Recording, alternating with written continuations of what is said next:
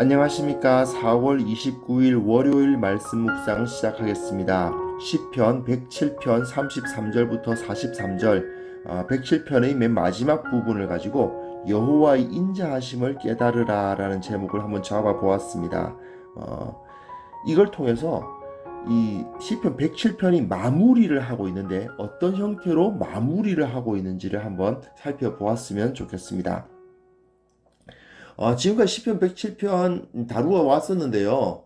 그 구조를 한번 기억해 보셨으면 좋겠습니다. 지금까지는 선을 짧게 이제 제시하고, 그 다음에 네 가지 똑같은 구조가 반복됐던 것을 기억해 주셨으면 좋겠어요. 4절부터 9절까지 가난이란 주제, 그리고 10절부터 16절까지 매임, 그 포로됨, 전쟁에서 패배하고 뭐 우리식으로 말하면 뭐 빚을 지고 뭐 이런 거죠. 그리고 17절부터 22절까지는 질병, 그리고 23절부터 32절까지는 그 항해라는 어떤 그 상징적인 그림을 통해서 인생 전체가 겪는 그런 고난 같은 걸 다 노래한 다음에, 근데 그것이 전부 다 부르짖으면 구원받고, 예, 그냥 해결책은 다 똑같아요. 네 개가 다 해결책은 다 똑같아요. 부르짖으면 구원받는다. 그러므로 하나님의 인자하심과 그 기적을 찬양하라. 뭐 이런 가르침이 쭉 네 번 똑같은 구조가 반복되어 왔습니다. 그리고 오늘 본문, 이제 정리하는 본문으로 넘어오고 있는 거예요. 이걸 가지고 시인은 이제 조금 어조가 이제 오늘 본문에서 좀 바뀝니다. 그러니까 앞에서는 우리가 이런 일을 당했는데 우리가 부르짖었더니 하나님께서 구원해 주셨다. 그러므로 하나님의 인자와 기적을 찬양하라. 이렇게 되어 있는데, 오늘 본문은 우리가 뭐 이랬다기보다는 하나님은 이런 분이시다라는 어떤 좀 구체적이고, 구체적이라기보다는 좀 객관적인, 하나님은 이런 분이시다라는 말을 가르치고, 그러므로 하나님이 이런 분이심을 알아라, 이런 가르침이 주어지고 있는 거죠. 자, 오늘 본문 한번 보겠습니다. 33절부터 봅니다. 여호와께서는 강이 변하여 광야가 되게 하시며 샘이 변하여 마른 땅이 되게 하시며 그 주민의 악으로 말미암아 옥토가 변하여 염전이 되게 하시며 또 광야가 변하여 못이 되게 하시며 마른 땅이 변하여 샘물이 되게 하시고 줄인 자들로 말미암아 거기에 살게 하사 그들이 거주할 성읍을 준비하게 하시고 밭에 파종하며 포도원을 재배하여 풍성한 소출을 거두게 하시며 또 복을 주사 그들이 크게 번성하게 하시고 그의 가축이 감소되지 아니하게 하실지라도 다시 압박과 재난과 우환을 통하여 그들의 수를 줄이시며 낮추시는도다. 자, 좀 길게 읽었습니다만은 이 본문의 한 덩어리입니다. 근데 마치 제가 그 가운데 노랗게 표시를 해놓다 보니까 무슨 샌드위치 같죠? 흰색으로 되어 있는 33절, 34절, 그리고 끝에 있는 39절은 좀 부정적인, 하나님께서 우리에게 그 재앙을 주신다는 식의 노래를 하고 있고, 35절부터 38절까지는 하나님께서 복을 주신다는 내용 아닙니까? 즉, 재앙은 뭐 강이 광야가 되고, 샘이 마른 땅이 되고, 뭐 옥토가 염전, 소금밭이 되고, 뭐 이런 거죠. 압박, 재난, 우환 이런 이야기가 나오는데, 그 가운데 부분에는 이제 광야가 못이 되고, 이제 물이 많은 연못만입니다. 못이 되고 마른 땅이 샘물이 되고 막 주른 자들이 거주할 성읍을 얻고 밭에 파종하여 포도원을 재배하니까 풍성한 소출을 얻고 복을 받고 번성하고 가축이 줄어들지 않고 막 이런 그 복이 또 주어지죠.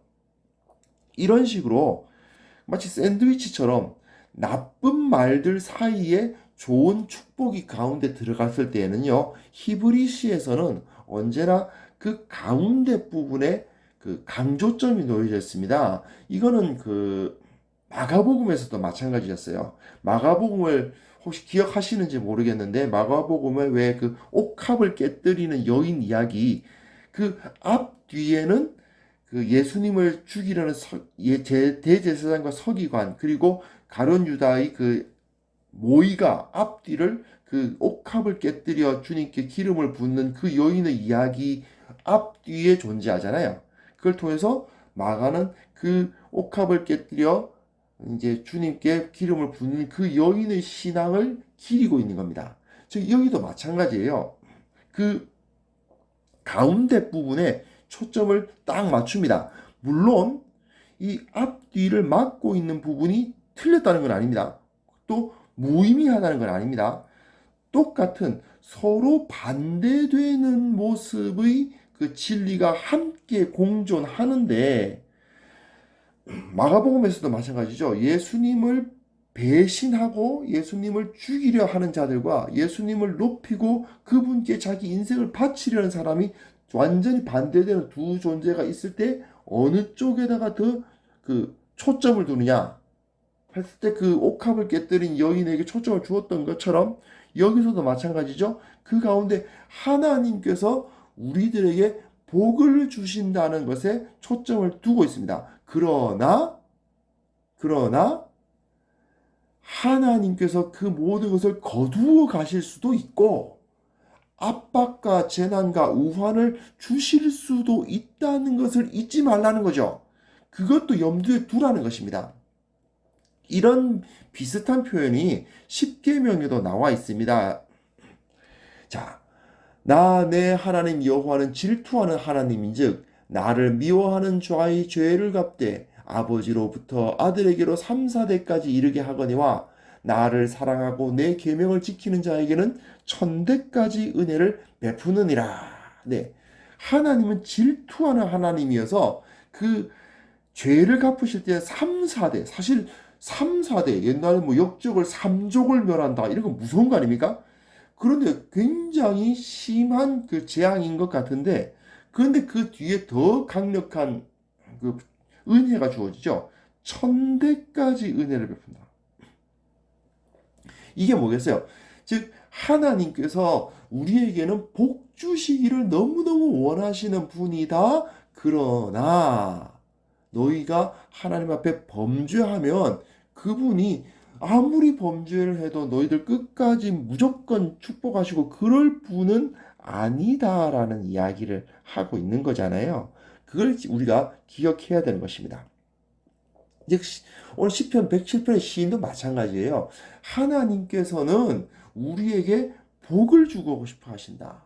하지만 우리가 행악을 저지르면, 악하게 하면 결국 하나님께서 우리를 치시고 어려움을 주시고 재앙을 주신다. 그 사실을 잊지 말라. 그러나 그 방점을 두는 것은, 강조점을 두는 것은 하나님의 복인 거죠. 그리고 이제 맨 마지막이 마치 결론과도 같이 이렇게 주어집니다. 읽어보겠습니다. 여호와께서 고관들에게는 능력을 쏟아부으시고 길 없는 황야에서 유리하게 하시나 궁핍한 자는 그의 고통으로부터 건져주시고 그의 가족을 양떼같이 지켜주시다니 정직한 자는 보고 기뻐하며 모든 사악한 자는 자기 입을 봉하리로다. 지혜 있는 자들은 이러한 이들을 지켜보고 여호와의 인자하심을 깨달으리로다. 네, 이렇게 되어 있죠.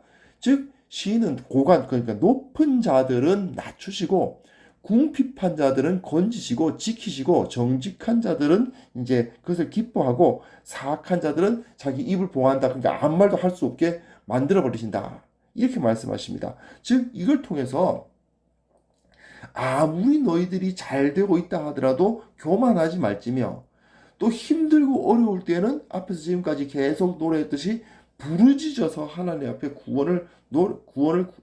구원해 달라고 요청하라. 그랬을 때 하나님의 인자하심이 이제 임할 것이다 하는 것입니다. 이것이 바로 하나님의 인자하심이에요. 그래서 43절에 보시면 지혜 있는 자들은 이러한 일들을 지켜보고 여호와의 인자하심을 깨달으리로다. 즉 여호와의 인자하심이라는 것은 교만한 자는 벌하시고 회개하고 겸손히 부르짖는 자들은 건지시고 보호하신다. 그 말이죠. 물론 하나님의 주된 마음은 앞에서 말씀드렸던 것처럼 복 주고 보호하고 뭐 번성케 하기를 원하시는 겁니다. 부모의 마음과 똑같아요. 부모는 자기 자식들에게 벌 주고 싶어 하는, 어떻게 하면 저 녀석에게 벌을 줄까 하는 부모가, 정상적인 부모는 그런 부모가 글쎄 있을까요? 약간 뭐 정신적인 어떤 그 장애가 있거나 그러지 않는 한 그런 부모가 과연 있을까요? 그렇지 않습니까? 부모는 언제나 복 주기를 원하잖아요. 자녀들을 잘 지켜주기를 원하죠. 그러나 자식들이 어긋났을 때는 어떻습니까? 그 어긋나도록 내버려 두지는 또 않죠. 잘못된 길을 선택할 때는 벌을 주어서라도 바로 잡으려고 하지 않습니까? 하나님도 마찬가지라는 것입니다. 이것을 하나님의 인자하심이라고 말합니다. 그리고 시인은 이 사실을 온전히 깨닫는 사람이 참된 지혜를 가진 사람이다라고 가르치는 거죠. 그럼 결국 여호와의 인자하심을 깨달으란 말은 하나님은 우리를 사랑하신다. 하나님의 진노를 당하지 않도록 늘 겸손하고 의로운 삶을 살아라. 그리고 이제 하나님의 복을 누려라. 뭐 그런 얘기입니다. 근데 좀 진부하죠. 네. 다 아는 이야기인 것 같지 않습니까? 너무 어릴 때부터 신앙생활을 한 사람들이라면 다 아는 이야기를 하는 것만 같습니다. 사실 시편 107편뿐만이 아니라 대부분의 시편이요. 그 내용만으로 보면은 상당히 진부합니다. 네. 왜냐하면 이게 노래라서 그래요. 한번 생각해 보세요. 그 대중가요들 중에서 유명한 인기 있는 가요들 가만 들어보면 사람들이 많이 부르는 노래들 가만 생각해 보면 뭐 특별한 내용이 그 가운데 있지는 않아요. 사실은. 그렇죠? 늘 사랑 노래, 남녀가 좋아하는 얘기, 뭐 그런 얘기 하는데 그것을 사람들이 많이 부르고 있지 않습니까? 찬송가 생각해 보십시오. 수백 년을 이어온 찬송가들, 어떻게 보면 너무 뻔한 이야기인 것 같지만, 그러나 그 노래 가사들이 어때요? 우리 가슴 속에 와 맺히거든요. 외워져 가지고. 그러다 보니까 그 가사의 내용이 우리 삶 속에 깊이 자리를 잡게 되지 않습니까? 바로 시편은 이런 의도를 가지고 있는 거예요. 어떻게 보면 굉장히 진부한 내용이지만 그래 진부하기에 중요한 거예요. 이게 중요한 얘기입니다. 시편은 진부합니다. 그러나 진리가 원래 진부해요.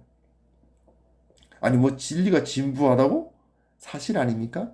어떻게 보면 우리가 가장 어렸을 때부터 늘 알고 있었던 것들, 당연히 알고 있었던 건데 그걸 진부하다고 뻔하다고 생각하면서 그걸 거부하는 경우가 너무나도 많습니다. 하지만 너무나도 많이 들어서 귀에 못이 박힌다 싶을 정도의 진리는 그만큼 그게 중요하기 때문이에요. 그러므로 우리가 그것을 실제로는 실천하지 않기 때문에 맨날 설교 들어, 맨날 말씀 묵상해라, 기도해라, 맨날 말씀, 기도, 선하게 살아라, 뭐 그런 얘기. 뭐 뻔하죠. 매주 똑같은 이야기를 듣는 것만 같습니다. 그러나 그것이 가장 소중한 일이기 때문에 그런 말을 듣게 되는 거잖아요. 자, 우리의 삶이란 것은 어떻게 보면 진리를 몰라서 어려움을 겪는 게 아니에요. 너무 뻔하다고 생각하면서 실천하지 않기 때문이에요. 그 변함없는 진리가 지겹다고 느끼기 때문 아닐까요? 그러다 보니까 우리가 하나님의 백성으로서 누릴 수 있는 복락을 누리지 못하는 경우가 너무나도 많습니다. 하지만 평범한 어찌 보면 진부하다 싶은 그러한 진리야말로 우리의 삶의 가장 중요한 진리라는 사실을 기억했으면 좋겠습니다. 뭐 물론 그렇다고 해서 뭐 천편일률적으로 우리가 말씀대로 안 살았기 때문에 내가 병이 걸렸다. 내가 뭐 하나님께 순종하지 않았기 때문에 뭐 가난해졌다. 이렇게 무조건 다 이제 적용하면 그건 곤란합니다.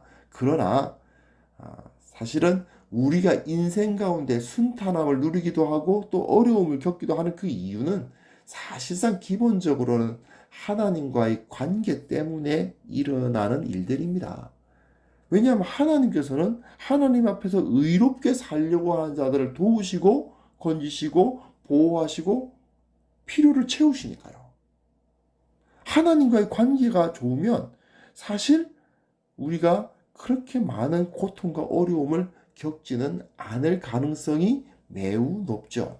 어떻게 보면 굉장히 평범하지만 근데 문제는 실제로는 실천하지 않음으로 인해서 겪는 이 문제들, 실천하지 않아서 그 복을 누리지 못하는 문제들을 좀 더 진지하게 생각하고 진부하다 생각하지 말고 너무나도 당연한 것을 그 기본을 행하지 않았구나 하는 것을 반성하는 우리 모두가 되었으면 합니다.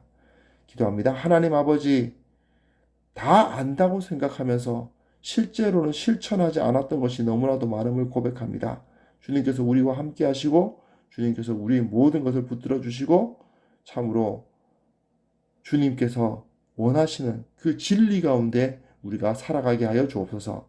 예수님의 이름으로 기도합니다. 아멘.